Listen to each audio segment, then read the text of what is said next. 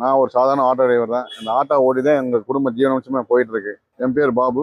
நான் கடந்த 25 வருஷமா தளபதியோட ரசிகனா இருக்கிறேன்.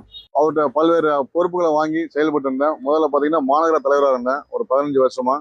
அதன் பிறகு மாணவரணி தலைவராக இருந்தேன் ஒரு 3 வருஷமா. அதுக்கப்புறம் பார்த்தீங்கன்னா இளைஞரணி தலைவராக இருந்தேன். இப்போ வந்து கோவை கிழக்கு புறநகர் மாவட்ட செயலாளருங்கிற பதவியை தளபதி என்னை நம்பி கொடுத்துக்கிறாங்க. தளபதியும் மாநில பொதுச்செயலாளர் அவர்களும் என்னை நம்பி கொடுத்துருக்காங்க. இந்த பொறுப்புக்கு தகுந்த மாதிரி தொடர்ந்து பல்வேறு நலத்திட்ட உதவிகள் செய்து கொண்டு இருக்கிறோம். இனிமேல் மக்களுக்கான பிரச்சனையை நாங்கள் தொடர்ந்து செயல்படுவோம். 2026 தளபதியை முதலமைச்சர் ஆக்கி காட்டுவோம். அதுக்கான வேலைகளை மக்களோட சேர்ந்து மக்கள் கூட பயணித்து அவங்களுக்கு என்னென்ன தேவை, அடிப்படை வசதிகள் என்னென்னு கேட்டு அதை அறிஞ்சு அவங்களுக்கான தேவைகளை நாங்கள் பூர்த்தி செய்வோம். அதன் பிறகு பார்த்தீங்கன்னா நான் ஒரு சாதாரண ஆட்டோ டிரைவர் தான். எல்லாரும் சொல்கிறாங்க பணத்தை வாங்கிட்டு போஸ்டிங் கொடுத்தாங்க, எங்களுக்கு கொடுக்கல அப்படிங்கிறதெல்லாம் ஒன்றுமே கிடையாது. நான் ஒரு சாதாரண ஆட்டோ டிரைவர் தான். இந்த ஆட்டோ ஓட்டி தான் எங்கள் குடும்ப ஜீவனாம்சமே போயிட்டு இருக்கு.